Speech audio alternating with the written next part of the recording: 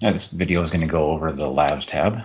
When you get to the Labs tab, the first thing you'll see is the most recent labs listed on here. As you go through, if you need to navigate through this, you have your oldest and your previous button. And each time you hit that previous button, it's just going to go through each individual lab test. If you want to compare a lab to older values, you can click that name or anything on this line, and it will open a window that will graph that lab value for you. This is the only UDS on record for this test patient, so I only have one value here.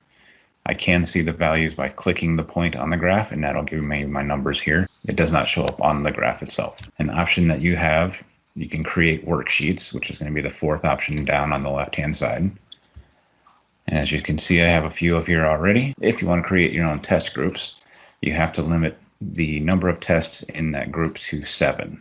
So you won't be able to get an entire CBC into one test.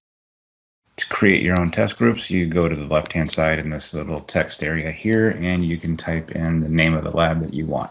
So as I said, you need individual lab tests, so we can do a white blood cell. And then you check your options here to make sure that you're not choosing anything that has an IC, IA, or CI as an option.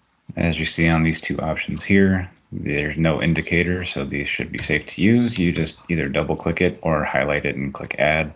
It'll come over to this side here, and then if you want to change that to an RBC, again, look for your specifiers to make sure you're not choosing anything from Iowa for our Omaha site. This one doesn't have an indicator, so we'll add that to the list. Add hemoglobin. And now that I have these options over here, I go up to this top right-hand side, click New. It's asking me to confirm that I want these as a new group. I'm going to click No for now, but this would be the group that I would create, and it would add it to my list up here. And then I can go through, once I've got my groups created, I can click as many of these tests as I would like. The default will be 2 years. But on the top line here, you can see these options to change that result to whatever time frame you want. You can hit date range and hit specific times, or you can choose any of these here. For demonstration, I'm going to click all results so you can actually see some values in our table here. You can click vertical, and it will make it so that the lab names are the rows and the values are the columns. And then you can click the graph option over here on the right. And if you click the values button, it will populate those values here. You can change that graph to represent any of the labs in this list on the left-hand side.